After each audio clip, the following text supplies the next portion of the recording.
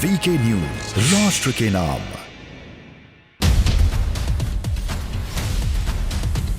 UP प्रशासन से घबराए अखिलेश। ईवीएम और डीएम से लगने लगा डर। चुनाव से पहले ही टेंशन में आए सपाई। ईवीएम मशीन से खौफ में आए सपा नेता। यूपी चुनाव सर पर है। अखिलेश यादव भी मैदान में उतर चुके हैं। पहले ब्राह्मणों को रिझाने में जुटे थे, अब कथित रूप से जनता को डराने में लगे हैं। ऐसा लग रहा है कि अखिलेश यादव के पास कोई मुद्दा ही नहीं बचा, इसलिए या तो ब्राह्मणवाद या फिर ईवीएम के नाम पर आंसू बहा रहे हैं। दरअसल सपा के अध्यक्ष अखिलेश यादव ने कहा कि यूपी का चुनाव देश का सबसे बड़ा चुनाव होगा। अखिलेश ने कार्यकर्ताओं को ईवीएम और डीएम से अलर्ट रहने की अपील की। अखिलेश ने आरोप लगाया कि बिहार में ईवीएम और डीएम ने बेईमानी की और बंगाल में सही जवाब मिला। यूपी का चुनाव देश का सबसे बड़ा चुनाव होने जा रहा है।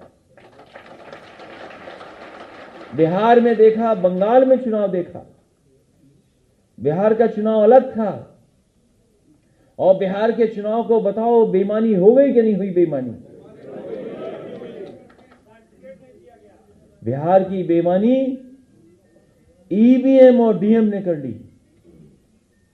बिहार की जो बेईमानी हुई है वो ईवीएम और डीएम ने की, डीएम और ईवीएम ने की। लेकिन बंगाल की जनता ने जवाब दिया। हमें इस बार सावधान रहना है ईवीएम डीएम से भी, और जनता को जागरूक कर करके भारतीय जनता पार्टी के लोगों को जवाब देना है, क्योंकि भविष्य का सवाल है, लोकतंत्र का सवाल है।